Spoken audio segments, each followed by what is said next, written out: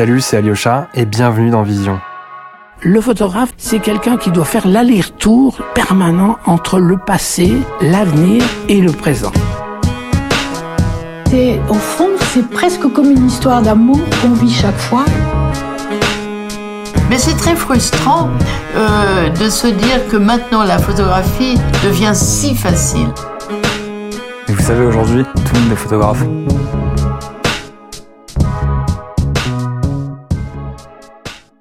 Cet épisode de Vision a été rendu possible grâce à Pixmentor et Nikon, partenaire du festival Prix Bayeux Calvados Normandie depuis 14 ans. Bonjour tout le monde, bienvenue sur le podcast Vision. Aujourd'hui un épisode assez spécial puisqu'on est pour une fois pas dans notre studio habituel à Paris, mais en Normandie à l'occasion de la 26e édition du Prix Bayeux des correspondants de guerre, qui est un prix prestigieux donné à des journalistes du monde entier, que cela soit en photo, télévision, radio ou en presse écrite. Du coup c'est l'occasion d'enregistrer un épisode super intéressant dans un format discussion, autour du reportage de guerre justement. On va aller aussi au-delà avec mes invités en s'intéressant aux conflits actuels, avec des questions comme tout simplement comment prendre en photo la guerre, quels sont les risques, comment les éviter. On va aussi parler de la situation de la photo reportage en presse aujourd'hui. Donc voilà, ce type de questions, c'est du partage d'expériences autour de sujets de société qui vont aussi au-delà de la photo. Donc pour parler de ça, je voudrais accueillir mes deux invités, donc Sandra Caligaro, bonjour. Bonjour. Et Édouard Elias. Bonjour. Bonjour à vous deux. Première question toute simple, est-ce que le terme déjà reporter de guerre vous convient ou vous préférez tout simplement photographe ? Moi, je préfère photographe, surtout que malgré le fait de travailler dans un pays en guerre, moi, je me suis vraiment pas concentrée que sur le conflit et plutôt sur tous les aléas, tous les à côté du conflit et beaucoup plus sur la société, le quotidien. Donc, moi, je préfère photographe. De même, j'ai toujours préféré l'appellation de photographe tout simplement, parce que en tant que photographe, je ne réalise pas seulement que des images en zone de conflit.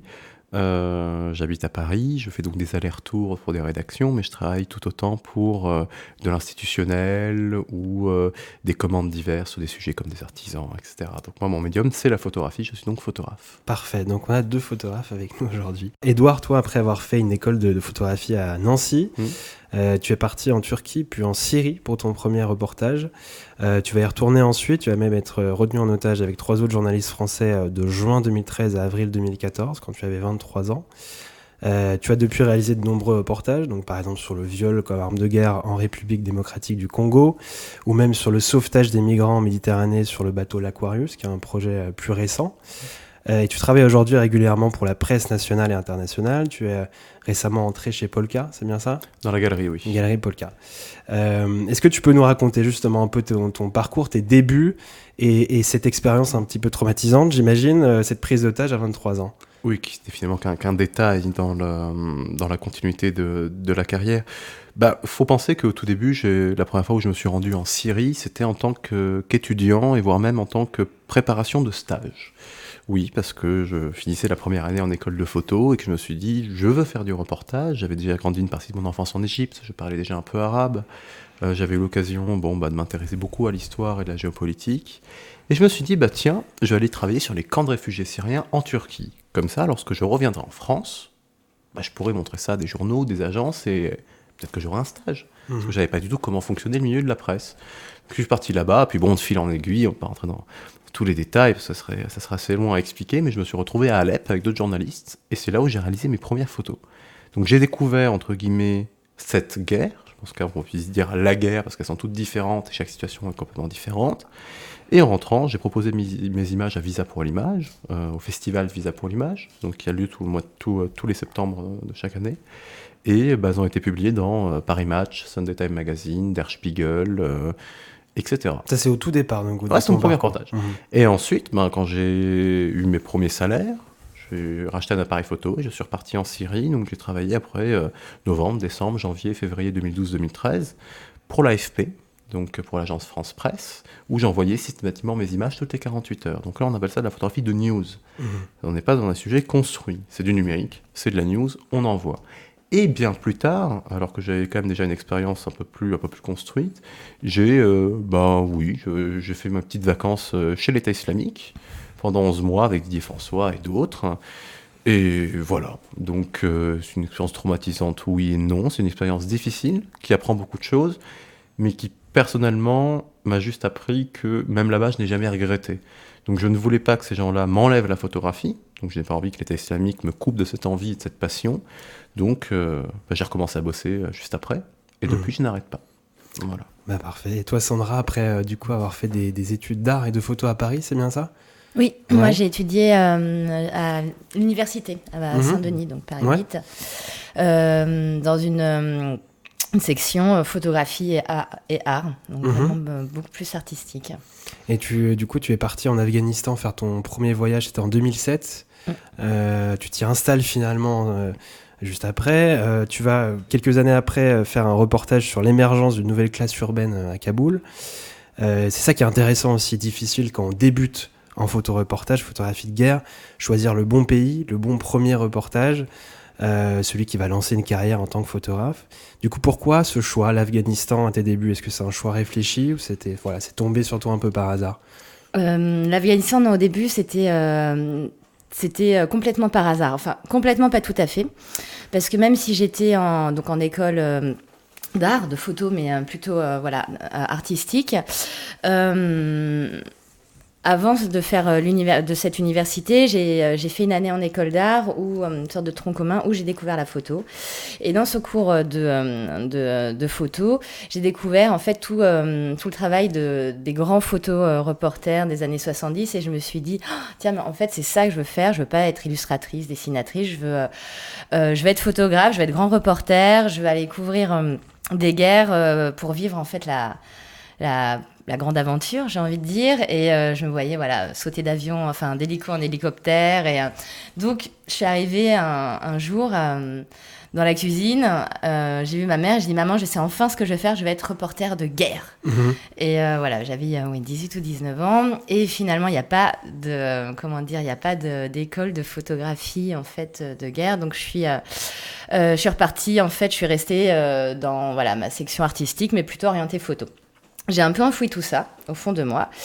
Et puis en fait, c'est revenu en devenant amie avec un journaliste en fait qui lui travaillait beaucoup sur les zones de conflit et qui retournait en Afghanistan.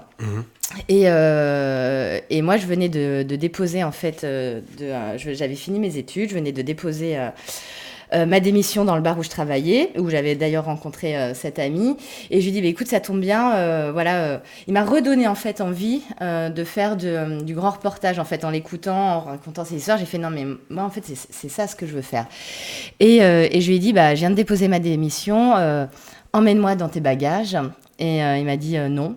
Mais vas-y, l'Afghanistan, c'est bien pour commencer. Donc voilà, l'Afghanistan par hasard, j'y connaissais rien. Pour moi, l'Afghanistan, au départ, ça m'évoquait 3 mots, taliban, burqa et opium. Peut-être, et commandant Massoud. Mais je voulais quand même partir dans un pays en conflit ou post-conflit. Donc, puis voilà, je me suis lancée. Un mois et demi après, je débarquais à Kaboul. Et ça fait combien de temps, du coup, que tu es là-bas ? Et du coup, ça fait 12 ans que j'y travaille. Je suis partie pour 1 mois, je suis restée 2, j'ai trouvé... Moi, je pensais au départ partir 1 mois en Afghanistan, rentrer à Paris et partir quelques mois après, partir dans un autre pays et puis faire des allers-retours. Et je suis tombée amoureuse du pays et je m'y attendais pas en fait à aimer le pays. Je m'attendais pas du tout. Je suis arrivée avec plein de préjugés évidemment. Et donc le pays m'a beaucoup plu. J'ai trouvé en fait une excuse pour y retourner une seconde fois. En y retournant une seconde fois, j'ai trouvé en fait j'ai eu une commande pour y retourner une 3e fois et je me suis installée parce que j'avais du travail. J'avais 25 ans et un photographe qui a du travail. Enfin voilà, c'est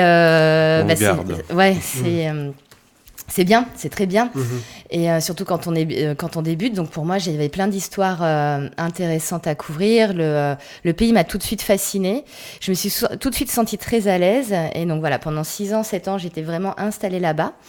En permanence. Et là, ça fait 5 ans que je fais des allers-retours. Et que même si je reste très attachée à l'Afghanistan, que voilà, j'essaye de ne pas couvrir que l'Afghanistan, d'un peu d'élargir mon horizon. Et du coup, être une femme exerçant un métier surtout fait par des hommes, est-ce que ça te demande plus d'efforts en général ? Est-ce que de ton côté, tu le ressens vraiment, cette demande d'efforts ? Alors pour moi, et je parle pour moi, j'ai toujours eu l'impression que ça avait été un avantage, que ça avait été un plus d'être une femme, parce que je travaillais essentiellement dans un pays musulman et dans un pays où la culture fait que les hommes étrangers à une famille n'ont pas le droit d'accéder à l'intimité en fait des maisons. Donc être une femme, pour moi, c'était vraiment ça m'a rendu mon travail beaucoup plus facile et j'ai eu beaucoup plus d'accès. J'avais accès aux deux mondes, le monde des hommes, le monde extérieur, mais le monde aussi des femmes de l'intérieur. Après, c'est parce que j'ai beaucoup travaillé sur du sujet de société, de la vie quotidienne, pas forcément sur des sujets liés aux femmes, mais pas vraiment de société. Et j'ai fait très peu finalement, d'embed, comme on appelle ça. En fait, j'ai très peu suivi l'armée, les opérations militaires, etc. Là, je pense qu'effectivement, peut-être qu'être une femme, mais je sais pas, peut-être que ça m'aurait plus, un peu moins, plus desservi, je sais pas, Alors, personnellement, moi je préfère d'ailleurs même travailler en général parce que je fais souvent des binômes. En tant que photographe, je suis avec un journaliste. Je suis capable d'aligner 3 mots, enfin j'essaye, mais ce n'est pas mon métier, je n'ai pas une plume. Et j'ai toujours préféré d'ailleurs travailler avec des journalistes femmes, notamment Gwenaëlle Lenoir, qui est une ancienne journaliste qui avait travaillé à France 3, qui a pas mal d'expérience. Parce que déjà, en effet, elle était considérée différemment, notamment dans les pays arabes. Parce que moi, en tant qu'homme, je ne peux pas accéder à certains endroits, notamment dans les maisons, et puis même par respect. Enfin, il y a tout un protocole aussi auquel il faut pas vraiment se plier, mais s'adapter. Et au-delà de ça, donc on a aussi réalisé des reportages un peu compliqués avec Gwenaëlle. Et ce que j'ai aimé avec elle, c'est que, d'accord, elle n'avait pas froid aux yeux, mais elle a toujours été dans une forme de retenue aussi par rapport aux zones de combat, etc. Et comme c'était une femme, l'environnement essayait moins de l'entraîner dans une course à l'échalote par rapport au combat, par exemple. Qu'est-ce que c'est ça, cette course à l'échalote ? C'est-à-dire que quand on est un homme dans un endroit très masculin de guerre, où il y a aussi beaucoup de jeux de virilité, beaucoup de jeux de combattants, etc., on arrive un peu dans une ambiance où il faut aller au combat. Mmh. Mais des fois, alors je pense que c'est important de le faire, mais ceux qui ont vécu, vu, et que ce soit des combattants ou même des journalistes qui sont allés dans une guerre, le combat n'est que 1% du temps. Le reste, c'est de l'attente. Mais il y a toujours ce jeu un peu là. Lorsqu'on est avec une femme et qu'on travaille avec une femme, alors déjà nous, ça nous permet de redescendre et de discuter. Bon, il y en a aussi qui veulent y aller. Mais je sais qu'avec Gwenaëlle, il y a vraiment cette discussion, cette réflexion. On y va ? Oui ou non ? Pourquoi on y va ? Qu'est-ce qu'on veut faire de ça ? Donc ça permet d'avoir une attitude complètement différente par rapport au terrain.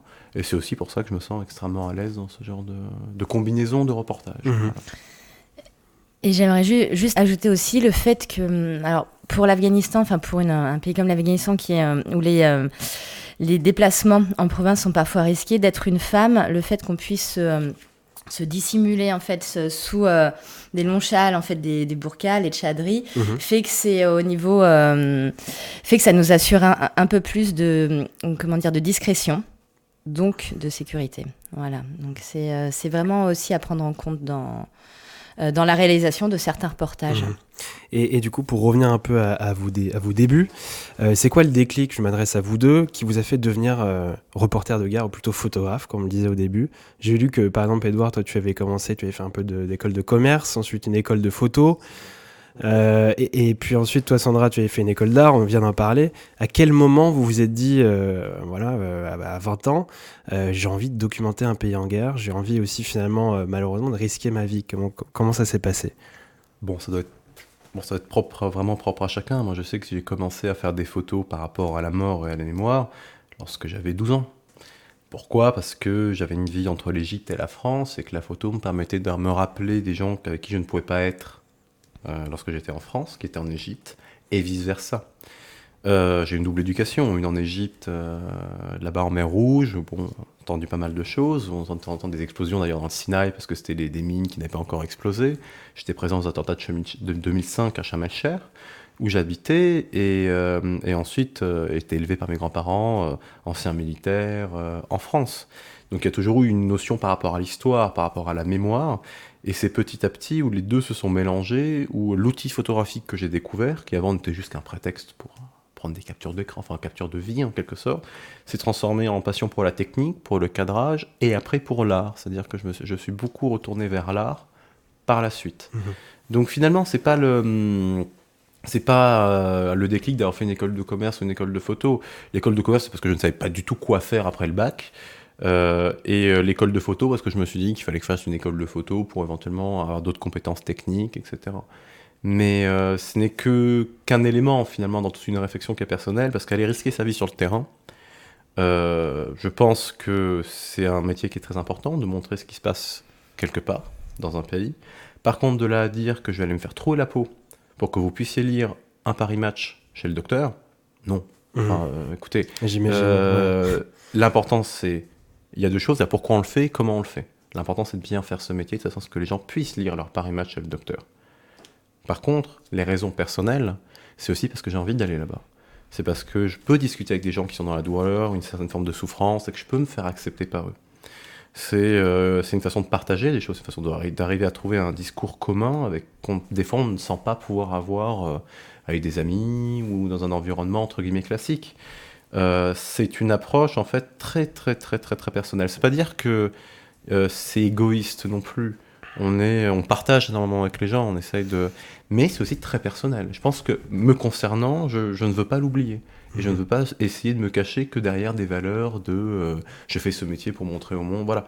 Il y a vraiment une approche aussi qui me sert aussi dans ma psychologie en fait. Ouais, et je pense que c'est vraiment important et essentiel de dire, enfin moi je partage exactement le même avis qu'Edouard. Je fais ce métier parce que j'ai envie de le faire. Hein. C'est pas pour et d'une manière assez égoïste. Après je le fais du mieux que je peux, avec le plus de passion, le plus d'engagement possible, le plus de respect possible auprès des personnes que je photographie, que je rencontre, mais c'est parce que ça me plaît, parce que j'ai envie, et comment dire, c'est pas un devoir, quoi. Enfin, c'est pas voilà, c'est vraiment une envie. Une envie profonde. Ouais. Une envie profonde, en fait. Ça me rend, même si c'est un métier qui est parfois difficile, ça me rend heureuse de le faire. Et ça me rend, c'est une chance énorme de pouvoir rencontrer plein de personnes différentes qui ont des parcours, des histoires différentes, et de pouvoir les retranscrire, en fait, de faire partager ça. Enfin, moi je trouve ça c'est magnifique d'être payé quand même à être curieux, à rencontrer des gens, à passer du temps avec des personnes, et voilà, et à faire partager tout ça autour de nous. C'est là que je rebondis un peu sur le terme de curiosité, dans un monde qui socialement est difficile aujourd'hui, donc bon, il a sûrement toujours été, mais on se rend compte aujourd'hui avec cette forme de classe sociale, de caste, et ben grâce à un appareil photo, grâce à une caméra ou grâce à un stylo pour des rédacteurs, on peut jongler du bureau d'un président d'un certain pays ou d'un centre culturel extrêmement important, jusqu'à des personnes qui vivent dans des égouts au fin fond d'un pays, et on en apprend toujours autant, et on est forcé aussi à les respecter d'une façon de s'adapter aux gens, pour se faire accueillir par eux. Souvent, quand je vois des jeunes que je donne des petits cours dans des collèges, dans des lycées, je leur dis, mais dans votre famille, vous avez quelqu'un qui a atteint d'une maladie qui est unique, très particulière. Donc, il faut en parler, il faut qu'on montre au monde ce que c'est que de vivre avec cette maladie-là. Ça peut être votre père, votre frère, votre sœur, votre enfant. Ben moi, je débarque dans votre vie, vous ne me connaissez pas, vous n'avez jamais vu, vous n'avez jamais entendu parler de moi, vous savez que la personne de votre famille va mourir, et bien je viens passer 3 semaines avec vous, en train de vous photographier en train de mourir, dans votre cuisine, au chevet de la personne malade. Est-ce que vous accepteriez ? Non. Pourtant, c'est ce qu'on fait à longueur d'année.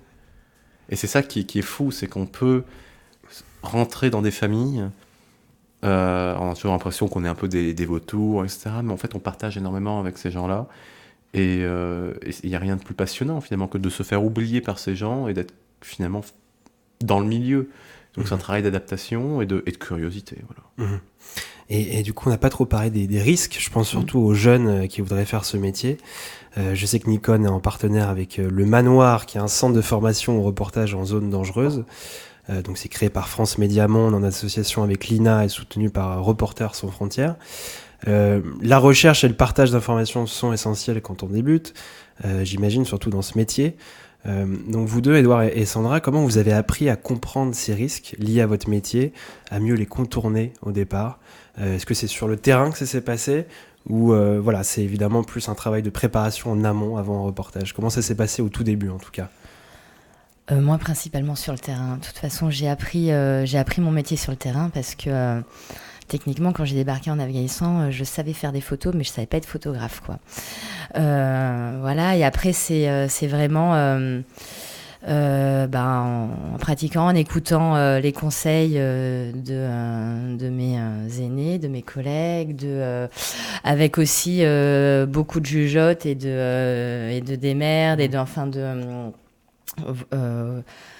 voilà, mais c'est principalement sur le terrain. Enfin, c'est l'expérience qui fait qu'on apprend, quoi. Mmh. Alors, j'ai fait la formation l'année dernière, il y a pile poil un an. Cette formation, oui. Ouais. Et j'ai appris. Il y a des choses que j'ai pas appris, que j'avais déjà naturellement intégré, quoi. Mmh. Et après d'autres que j'ai appris plus sur des techniques de secourisme qui étaient importantes. Ça, c'était très important. Et toi, Édouard, pareil, c'est fait sur le terrain. Lorsque j'ai débarqué en Syrie, j'avais un t-shirt, un appareil, et j'ai découvert la ligne entre guillemets de front dans les rues d'Alep. Et après, j'ai un peu réfléchi en rentrant, et voilà, c'est la même chose, c'est les discussions avec les aînés, ou les vieux, souvent on les appelle comme ça, qui eux ont des histoires à raconter, qui ont déjà vécu des choses, et puis ça va être au-delà des formations. Moi j'ai des amis qui sont pompiers par exemple, qui étaient pompiers de Paris, qui m'a fait quand même pas mal de formations. Après ça a été aussi lorsque j'ai travaillé avec la Légion étrangère, en fait avec l'armée française, notamment pendant les formations en France, je leur ai demandé de passer du temps avec eux pour comprendre quelles étaient les techniques d'infanterie, les choses comme ça. Je ne suis pas spécialement un passionné de la chose militaire en tant que telle, mais je pense qu'il est important de comprendre que ce que c'est que d'être flanqué, donc les différents groupes de combattants, ceux qui passent par le côté, parce qu'on est amené à être confronté à ça.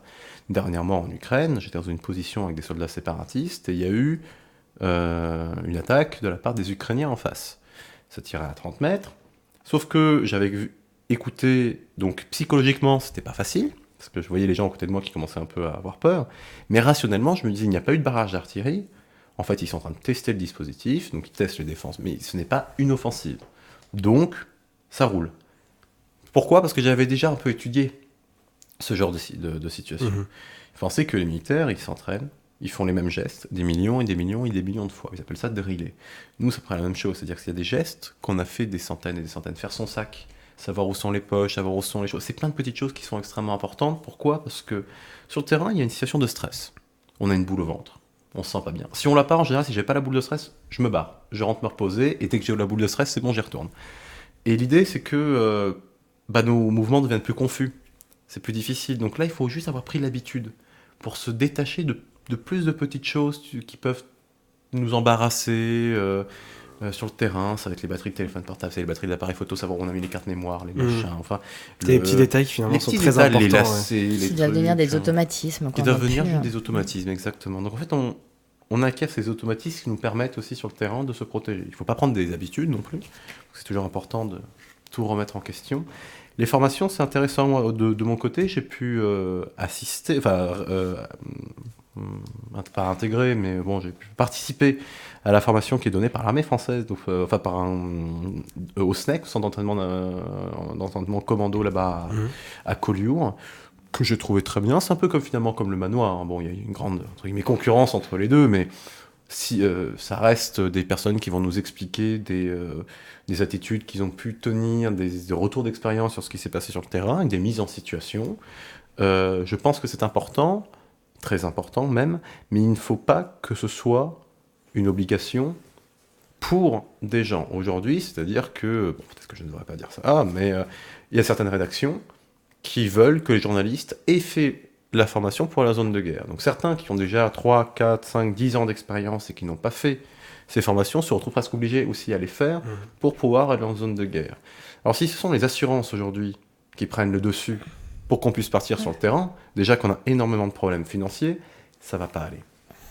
Voilà. Ouais. Et puis Donc, de préférer faire partir de quelqu'un qui a peu d'expérience mais qui a fait la formation, contre quelqu'un qui va avoir qui a 15 ans de bagages derrière lui et qui connaît donc bien son métier mais qui n'a pas fait la formation, moi je trouve ça Nous, dans l'artisanat. un peu stupide et contre-productif. Et moi ça m'est déjà arrivé d'avoir du travail refusé, d'être validé au niveau éditorial et juste pour des Questions administratives. des questions administratives, on me dit non, ça bloque. D'accord. Moi, je me rappelle encore d'un rendez-vous que j'avais eu avec un picture editor. Donc, un picture editor, c'est quelqu'un qui travaille dans une rédaction et qui s'occupe du service photo.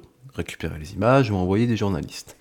Donc, je rentrais de Syrie, il m'a dit non, mais tes photos sont très très bien, mais je peux pas les prendre parce que tu es pigiste, qu'aujourd'hui, on ne peut pas, pour des raisons d'assurance, c'est trop dangereux, faire travailler des pigistes. Et ça tombait bien parce qu'en fait, je lui ai sorti le journal, le PDF, où la semaine d'avant, j'avais mes photos dedans. J'ai dit, oui, mais regarde. Et il me dit, ah oui, mais tu es chez l'AFP, l'agence France Presse. Je dis, non, tu sais très bien que je suis indépendant pour l'agence France Presse. Donc finalement, ça se cache finalement sous des petites... tout le monde essaie de se protéger. Et c'est ça que je trouve assez finalement des fois frustrant. C'est que les gens se protègent beaucoup, alors que nous, sur le terrain, on a de moins en moins d'argent pour couvrir nos reportages. On a moins d'argent pour avoir une voiture efficace et pour ne pas tomber en panne en plein milieu d'un endroit à fort taux d'enlèvement. Pour pouvoir éventuellement prendre un billet d'avion avec une classe peut-être un tout petit peu plus confortable. Et quand tu parles de nous, c'est les photographes indépendants. Les photographes, journalistes indépendants, hein. Et même les salariés aujourd'hui ont des conditions de travail qui sont de plus en plus difficiles. Et pourtant, ça se protège de plus en plus. Alors que nous, non, on n'est pas protégés. Oui, d'accord, on fait des formations, d'accord, on a de l'expérience, etc. Mais on se protège finalement de moins en moins parce qu'il y a de moins en moins de budget. Et c'est toujours un petit coup de gueule, mais ça me fait doucement rire qu'on nous oblige à faire une formation qu'on doit payer. Qu'on doit payer. Enfin, moi, elle a été financée en partie, invité aussi, mais il y a un côté financement en partie par Nikon, ouais. Voilà, il y a une partie qui reste à notre charge. Ouais. Et on est obligé de faire ça pour pouvoir continuer à travailler, quoi. En tout cas, c'est dit. Voilà, mais c'est un débat, c'est intéressant. C'est un débat qui est intéressant. C'est important de le dire. C'est sûr et certain. Et c'est la situation actuelle aussi des photoreporters et des photographes en général qui rentre en jeu. D'un point de vue un peu plus, donc on va un peu plus dans le léger, du point de vue technique. Quand vous partez tous les deux dans un pays faire un reportage, vous devez porter sûrement des kilos et des kilos de matériel sur vous, parfois un casque, un gilet pare-balles. Les reporters aujourd'hui travaillent essentiellement en numérique. Je sais que toi, Edouard, tu as pris t'as le parti pris de travailler en argentique avec un boîtier, un appareil panoramique pour tes derniers projets, entre autres. Pellicule en noir et blanc. Pourquoi ce choix, du coup ? Alors ça, c'est toute une longue réflexion que je vais essayer un peu de contracter. La photographie, au tout début, c'était... je vous avais expliqué, j'envoyais mes images toutes les 48 heures. Je faisais des photos en numérique, format classique que j'envoyais. Petit à petit, je me suis rendu compte que la photographie était déjà une forme d'expression personnelle. On rentre vraiment un peu dans ce qu'on va parler dans le monde artistique. Souvent, on dit que le journalisme, c'est la transmission d'une information, et l'art, c'est la transmission d'une émotion. J'ai voulu essayer d'allier les deux, aussi pour me protéger personnellement. C'est-à-dire que je me suis rendu compte que si je faisais des photos juste pour l'information et pour ce qu'on me demandait, qu'elles ne répondaient pas à la façon de voir les choses, de les ressentir, ça me déprimait. Et plus je déprimais, moins bien je bossais. Voilà. Donc je suis revenu à la pellicule parce que c'est pas mieux. Je ne veux pas qu'on dise qu'il y a meilleure qualité, etc. C'est pas ça. C'est juste que déjà, il y a 100 ans d'évolution d'appareils photo, donc je peux trouver des choses qui me poussent dans mes retranchements. C'est-à-dire qu'aujourd'hui, avec les derniers appareils photo numériques, Nikon, etc., ils sont parfaits, ces appareils. J'ai essayé les derniers boîtiers, mais je peux faire des photos dans des situations, presque dans le noir complet, avec un autofocus qui se fait rapidement. Personnellement, l'homme n'est pas parfait. Les personnes que je rencontre sur le terrain ne sont pas parfaites parce qu'elles sont dans des situations qui sont imparfaites, parce que la mort, la guerre, la souffrance ou le combat, c'est l'imperfection de l'homme, c'est ce qui l'amène à faire ça. Pourquoi vouloir faire des images parfaites ? Et moi-même, je ne le suis pas. Donc, je me suis rabattu sur la pellicule, sur des formats différents, pour essayer d'amener une vision différente du sujet. Après, ça se retranscrit aussi d'autres façons. L'Ukraine, donc j'ai travaillé dans le Donbass. Il y a une guerre de tranchées aujourd'hui à la frontière de l'Europe. Mais le but, c'est de photographier le Donbass avec des appareils de façon années 50, de façon à ce que le public qui ne comprend rien en photo, et qui ne comprend rien en choses militaires, c'est-à-dire que c'est une Kalachnikov, etc., mais n'arrive pas à remettre, se demande, mais dis donc, c'est des photos de Yougoslavie, c'est des photos de Tchétchénie.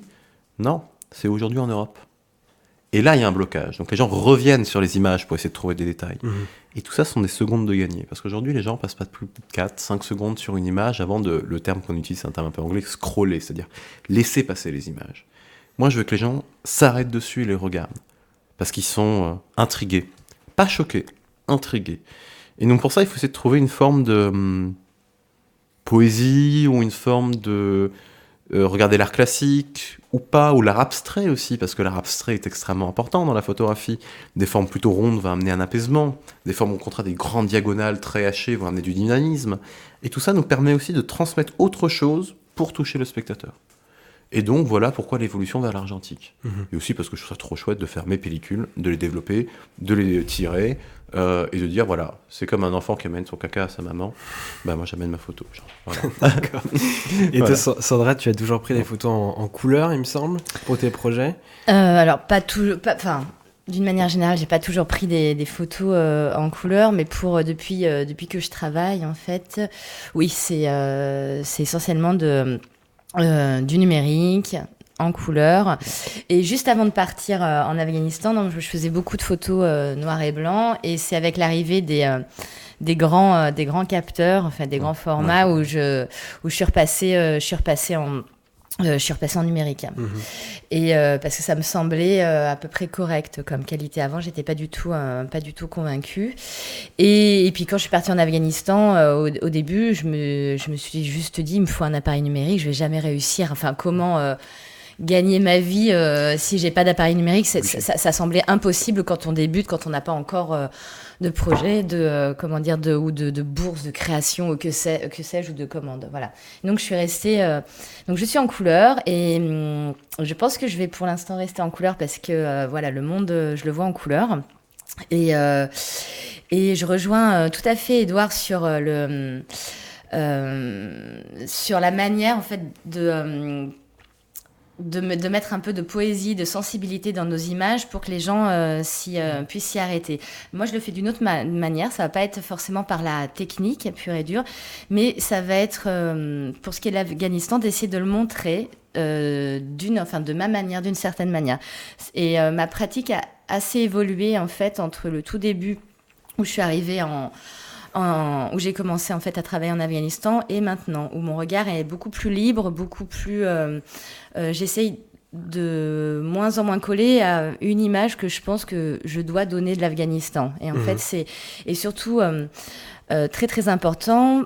Par exemple, j'ai travaillé beaucoup sur les classes moyennes à Kaboul, donc la capitale de l'Afghanistan, et j'ai vraiment essayé de présenter les Afghans pas comme des Afghans en fait, mais comme mes voisins, comme un papa, une maman, enfin comme vraiment comme mes pères quoi. Et pour essayer de réduire la distance entre les personnes que je photographiais et les personnes qui allaient regarder ces images. Donc mais ça rejoint en fait tout enfin ce que tu disais tout à l'heure, d'essayer de grappiller quelques secondes pour que le lecteur en fait puisse s'intéresser au reportage. Et comment ça s'est fait, cet échange avec ces personnes? C'est-à-dire c'est des longues discussions avant de prendre la photo? Comment ça s'est fait justement pour qu'on ressente même que ces photos, que ces personnes prises en photo soient des membres de ta famille quasiment? Comment ça s'est passé? Il n'y a pas nécessairement besoin de longue préparation. Je pense que ma longue préparation, c'est le fait que moi-même j'étais une habitante en fait du pays, et que moi-même en restant française évidemment. C'est ta propre adaptation. Ouais. Mais voilà, c'est plutôt ma propre adaptation. Au bout d'un moment, il y a une sorte de on apprend les codes, la culture, et on sait comment dire approcher les gens, voilà. Et après effectivement c'est très moi je mets beaucoup d'importance que le moment de prendre la photo dure 1 minute, 3 une demi-heure, 3 heures, 3 jours. Il faut que ce soit un grand moment d'échange en fait, et de partage, et qu'il y ait une certaine proximité avec la personne une certaine intimité, même si, je sais pas, on n'est pas dans une situation intime, mais il faut qu'il se passe quelque chose et que la personne que je photographie, c'est vraiment important pour moi qu'elle garde un bon souvenir, qu'au final, c'était... voilà, de ne pas arriver, comme tu disais, comme un vautour. C'est pour ça que moi, je travaille très, très peu en news. J'ai beaucoup, beaucoup de difficultés à me jeter comme ça dans un sujet. C'est quelque chose que... Tu travailles plutôt au feeling, quoi. Voilà, et que j'arrive pas à faire. Après, voilà, il faut des photographes d'actualité, mais c'est quelque chose, en tout cas, moi, que j'arrive pas à dépasser. J'ai besoin de temps un petit peu avec la personne. Après, le temps, ça peut être finalement assez court. Pas trop une journée, mais le temps est extrêmement important. J'ai un peu cette démarche-là aussi avec les gens. Finalement, je trouve un groupe de personnes pour un sujet et je ne reste plus qu'avec elles. Je ne bouge plus. La Légion, c'était 1 mois et demi avec les 15 mêmes personnes. En Syrie, je tournais toujours avec les mêmes combattants, même s'ils étaient en arrière ou ils n'étaient plus exactement en ligne de front, etc. Il y a juste un sujet où j'ai eu beaucoup de difficultés, c'était le sauvetage de réfugiés en Méditerranée. Où là, pendant ces 3 semaines en mer, mais c'est 72 heures de sauvetage. Et quand il y avait plus de 300 personnes à bord, donc sur le bateau de l'Aquarius, lorsqu'ils ont été récupérés, on ne pouvait pas connaître tout le monde. Et ben, c'est le seul sujet où j'ai des regards directs. Parce que je voulais que la personne me regarde pour que j'ai l'impression d'avoir son accord pour la photographie. Donc je ne les fais pas poser, ils sont dans la situation comme je fais d'habitude, mais pour beaucoup, j'ai des regards directs. Voilà, là je peux faire la photo. Sinon, je me sentais trop mal par rapport à cette situation. Je comprends, c'est intéressant. Et c'est alors que la plupart du temps, je fais en sorte que les gens ne me voient même plus, que je n'existe plus pour eux. Ils en aient marre d'essayer de poser ou pas, parce que les gens ne sont pas vraiment à l'aise. Alors quelqu'un qui tourne avec un appareil photo autour.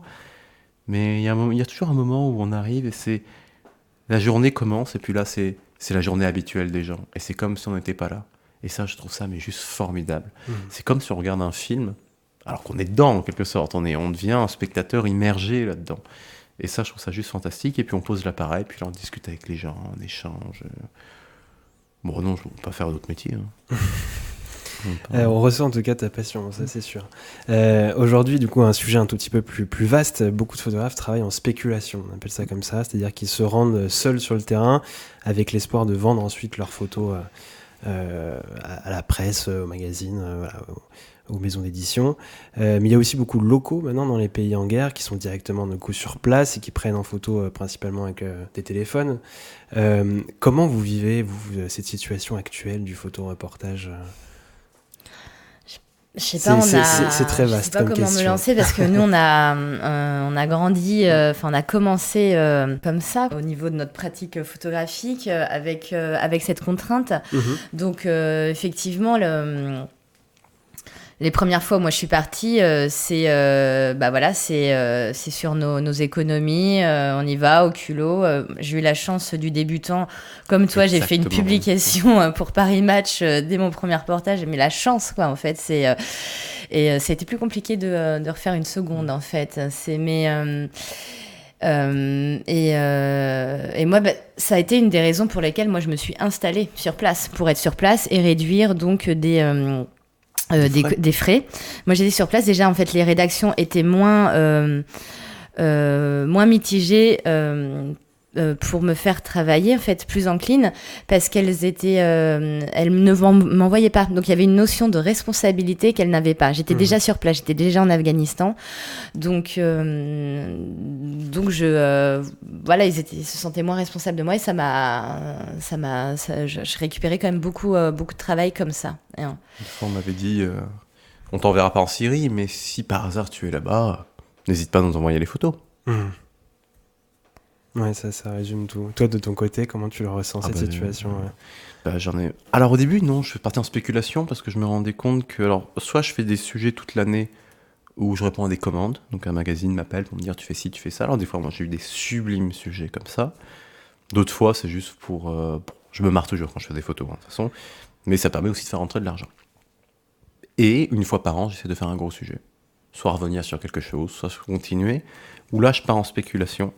Mais aussi maintenant, c'est pour d'autres raisons. C'est-à-dire que je veux partir tout seul sur mes frais pour qu'on me laisse tranquille. pour qu'il n'y ait personne pour me dire on veut exactement ça, on veut exactement ça, on veut exactement ça, on veut exactement ça comme image. Parce qu'aujourd'hui, on va nous demander de faire des synopsis, un peu comme dans le cinéma, où il faut expliquer exactement ce qu'on va ramener comme image, et presque les cadrages. Et ça, on peut pas le savoir à l'avance. Enfin, on peut avoir une vague idée de par où on veut rentrer, mais on peut comment. Enfin, c'est le propre du journalisme. Oui. Comment savoir par où exactement on va ressortir, quoi, avec ce qu'on va ramener exactement. C'est vrai que les rédactions demandent de plus en plus à ce qu'on projette, enfin vraiment le résultat final, mais qu'on peut pas avoir. Et du coup, c'est ça qui est grave, c'est qu'après on est obligé de coller un petit peu à des attentes. Et du coup, de s'éloigner de sa propre démarche, finalement. De s'éloigner de la réalité. Son propre regard, ouais. Question un peu plus perso. Est-ce qu'il y a, chez certains photographes, par exemple, pour vous, ou certains de vos collègues, un syndrome aussi post-traumatique connu avant tout chez les soldats? Donc, est-ce que vous avez eu, après un reportage, une période, par exemple, difficile psychologiquement parlant? Déjà, pour y aller, il fallait qu'on soit déjà pas très équilibré. J'ai l'impression que ça va plutôt équilibré au final, ce métier. Au moins, on fait ce qu'on aime, mais oui aussi. J'ai enfin réussi à trouver peut-être des réponses à des choses que j'ai continué dans le commerce et que j'avais fait, je me serais foutu en l'air. Hein. Enfin, je pense. C'est pas facile non plus tous les jours, bien sûr, mais ça colle avec l'état d'esprit. Et puis, je pense que je ferais pas ce métier s'il n'y avait pas aussi une forme de décalage et j'aime bien dire de marginalité, mais il ne faut pas que ça soit vu en fait de façon négative, mais on est marginaux par rapport, on va dire, à une conception classique, moyenne de la vie. Enfin, moi j'ai des amis dans à peu près tous les milieux, de tous les âges, enfin d'ailleurs en général ils ont tous au moins plus de 20 ans de plus que moi. Je trouve que ce qui est intéressant, c'est que c'est un métier dont on a besoin de lire, de regarder, d'être touché par des choses, que ce soit la musique, la littérature, tout l'aspect culturel dont on se nourrit pour réaliser nos reportages et des rencontres qu'on va réaliser. Et tout ça permet de combler aussi une forme de vide, etc. Donc on a du bol parce que c'est pour notre métier. Donc finalement, tout ce qui pourrait me protéger de névrose, de fatigue, de déprime, etc., bah finalement, c'est ce qui va me permettre de faire mon métier. Donc c'est la plus belle, finalement, c'est le plus bel exutoire, ce métier. C'est qu'on le fait parce qu'on en a envie et qu'il nous fait du bien. Il nous détruit aussi, et parce qu'on est détruit, on a besoin aussi de continuer. Ça peut être le serpent qui se mord la queue, comme aussi un cercle vertueux. Ça dépend des gens, ça dépend des jours aussi, ça dépend. Moi, je rejoins tout à fait. J'ai pas grand chose à ajouter à ce que dit Eliar, parce que je pense quasiment, exactement la même chose. Et après, il y a des fois, voilà, où ça peut y avoir des moments plus difficiles.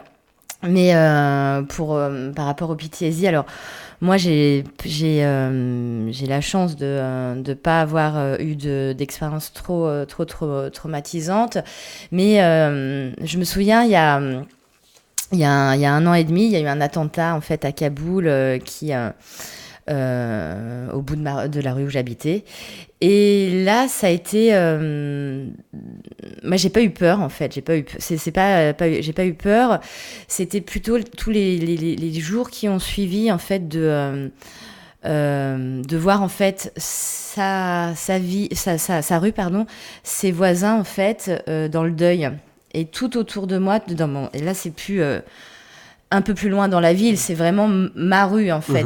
Donc mon quotidien, tout détruit en fait. Et j'ai été vraiment, prise d'une profonde tristesse en fait, vraiment. Donc et ça, tu as pu faire des photos, tu as gardé ça pour toi? J'ai fait des photos, mais les photos, j'en ai rien fait en fait. Ouais. Et d'ailleurs, c'est assez frustrant parce qu'en fait, je me suis posé des questions, mais en fait, à quoi je sers, quoi, en fait, puisque je suis là.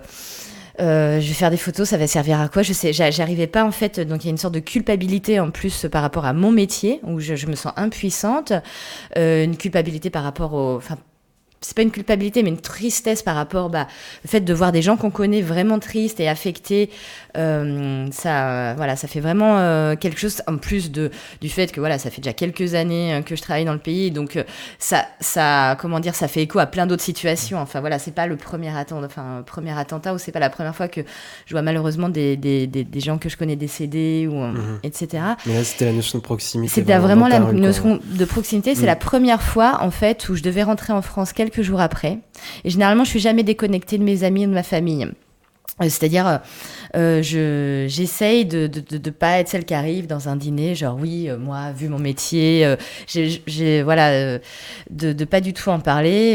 Enfin, c'est pas en parler, mais en tout cas de jamais ramener plus l'attention sur moi que ça, et surtout de pas faire sentir aux personnes que je suis, que je sais pas. Que je pourrais potentiellement être différente, ou avoir, oui, avec toi, avec ce que tu vis, avec ce que tu vois, nos histoires ne doivent pas t'intéresser. Non, pas du tout, au contraire, quoi, en fait. Voilà. Et là, cette fois-ci, justement, après cet attentat, c'est une des premières fois où je voulais pas rentrer en France, parce qu'en fait, je savais pas quoi. Là, j'avais vraiment l'impression d'être déconnectée, et je savais pas quoi dire, j'avais pas envie de parler d'autre chose que de cet attentat, en fait, avec des gens qui ne l'avaient pas vécu, en fait. Donc, j'avais pas envie de parler avec des gens qui avaient pas vécu ce moment, et j'avais envie de rester avec ce cercle, et toi t'étais où ce jour-là, t'étais aussi, et je me disais, mais je peux pas rentrer, je peux pas aller voir ma famille, je vais les inquiéter. En fait, je me rendais compte que et ça m'est arrivé une seule fois, en fait, d'être. Donc une expérience quand même assez traumatisante pour toi, ouais. Oui, mais finalement après, bon voilà, j'ai quand même fini par rentrer. Puis en fait, en arrivant, c'est vrai il a fallu que je me force. Je voulais pas partir, il a fallu que je me force, mais c'était un arrachement. Et à Istanbul, j'ai failli faire demi-tour, parce qu'en fait, quand on part de Kaboul, on fait un transit par Istanbul ou Dubaï, mais moi c'était Istanbul. Avant de repartir par la France, j'ai failli faire demi-tour. J'avais l'impression d'abandonner des gens, et j'ai failli faire demi-tour, et puis finalement je me suis forcée à aller en France, et à me dire que de toute manière tu as besoin de recul, même si tu veux travailler là-dessus sur ces... Voilà, sur je sais pas, cet attentat, il faut que tu t'extrais. Effectivement, en arrivant à Paris, j'ai réussi un peu, en m'extirpant, que ça redescende un petit peu. Bon, on va finir sur une note un peu plus positive. Est-ce que vous avez un souvenir, un beau souvenir de ces dernières années en reportage, toi, Edouard ? Il y en a tellement. Il y en a tellement. Enfin, il y a tellement de choses, parce que c'est ça qui est aliénant. Enfin, juste pour revenir un peu au sujet précédent. On est en décalage par rapport à tout, c'est-à-dire que lorsqu'on rentre en France, des fois on a du mal à parler, et puis moi aussi je suis très réservé, en fait, je parle peu du reportage avec les gens, j'ai pas envie de les embêter, et puis, parce que tout le monde dit oui, ça a l'air extraordinaire, alors que je ne trouve pas, et je trouve qu'il y a aussi ce sentiment de culpabilité, parce que finalement là où on vit des choses tellement fortes avec les personnes, on est tellement proche d'eux, qu'il y a ce sentiment de culpabilité lorsqu'on rentre, parce qu'on a l'impression d'abandonner, puis on sort aussi, on a toujours l'impression qu'on ne sert à rien. Et tout ça se mélange, et ouais, des fois c'est un peu dur à gérer. Mais bon, au niveau des souvenirs intéressants, je sais pas, t'en as un qui vient direct, parce que là ça j'en ai tellement, oui, c'est la même chose. C'est très très dur, parce que j'en ai beaucoup. Des situations absurdes, ça va être le séparatiste dans le Donbass, donc en Ukraine, qui me voit arriver à un checkpoint et qui met sa main dans son manteau, se roule dans la neige, en disant Franzuski, français, Bérésina. Ça va être le lynx, c'est même pas un chat, c'est un lynx qu'avait le commandant qui venait sur mes genoux pour ronronner alors que je suis allergique au chat, je ne peux rien dire. Ça va être les Syriens qui étaient tout le temps en train de rigoler, qui étaient capables de détaler, de courir dans une rue et puis de me dire « Cours, il y a des snipers !» et ils étaient tous en train de se marrer, donc des tireurs embusqués. Ça a été... j'en sais pas, c'est tout le temps, mais juste... on se marre en fait pour ça. Moi je sais que... Mais des séances de rigolade, c'est avec Gwenelle, on s'est fait courser par un éléphant au Kenya, on en rigole aujourd'hui, alors que c'est une des choses qui m'a le plus traumatisé. Je sais pas, voilà, c'est plein de petites choses qui fait que c'est... Oui, généralement, en fait, on vit tellement de situations... fatigantes, exaspérantes tout au long de la journée, mais à la fin, des fois, je suis vraiment fatiguée par telle ou telle situation, par telle ou telle chose qui ne fonctionne pas, qui est absurde, mais à la fin, en fait, je finis toujours par en rigoler à la fin de la journée, en fait.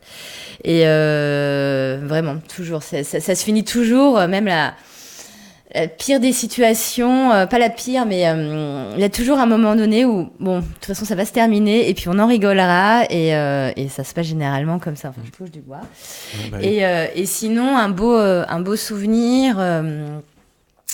Moi, j'ai fait quand même quelques expositions à Kaboul, parce que je trouve ça important de donner à voir donc aux Français, Européens, enfin aux internationaux, donc ce qui se passe dans un pays comme l'Afghanistan. Et je trouve ça aussi très important de pouvoir montrer en fait aux propres personnes photographiées, enfin voilà, de leur montrer ma vision de leur pays. Et à une expo il y a quelques années, donc sur ce travail sur la ville de Kaboul, donc je l'ai exposé à l'Institut français de Kaboul, et donc mes collègues, mes amis afghans qui sont venus donc voir à l'expo, et ils regardaient les photos et ils me disaient mais c'est pas notre ville, Sandra, mais t'as rendu Kaboul belle en fait. Tu l'as rendue belle, parce qu'ils ont tellement l'habitude de voir en fait leur ville que à travers les infos du journal télévisé le soir, donc attentats, opérations dans tel ou tel district. Généralement, c'est jamais de très bonnes nouvelles. Et voilà. Et pour moi, je trouve que là, j'avais réussi quelque chose, quoi, de pouvoir redonner aussi un petit peu je sais pas, comment on pourrait dire ça, de bien-être, d'ego en fait je trouve ces personnes. Ouais, je trouve ça très très très important. Et c'est un beau souvenir. Est-ce que vous avez des actus du coup à venir, des prochains projets Toujours. Tous les jours? Non, je disais toujours. Non, enfin en ce moment pas vraiment. J'avais préparation de projet, d'accord, mais là c'est plus un passage assez technique où je fais mon propre laboratoire, où j'essaye de développer différentes approches. Je suis en train de terminer un livre d'artiste sur l'Ukraine. On va voir les prochains sujets, mais là on va laisser peut-être passer l'hiver pour essayer d'aller en Mongolie, quand il fera plus moins 20, pour faire un repérage. Et si le pays me plaît, peut-être que je vais y passer 12 ans. D'accord, très bien. Et toi, Sandra? Pas de grandes actus là en ce moment. Je suis un peu comme Édouard. Là, je suis en train plutôt d'écrire, de faire des propositions de reportages. Il y en a 2-3 éventuellement qui doivent se faire, mais bon, c'est à confirmer. On est toujours avant qu'un reportage, qu'on ait vraiment qu'on arrive dans le pays, qu'on soit dans l'avion, il y a quand même plein d'étapes avant à valider. Et des fois, ça se fait du tac au tac, du genre, voilà. Bon, j'ai envie d'aller là-bas. S'il n'y a pas de visa à avoir, on prend l'avion et puis on y va. Ça se met. C'était bien. D'accord, donc période de transition un petit peu pour vous deux. Mais en tout cas, merci à tous les deux pour cette discussion très intéressante. Comme d'habitude, les photos des invités donc de vous deux seront publiées sur notre Instagram, Podcast Vision. Vous avez aussi à avoir les liens des deux photographes juste en dessous du podcast. N'oubliez pas de partager l'épisode, d'en parler autour de vous si ça vous a plu. Et merci, à très vite pour un prochain podcast. Merci. Merci.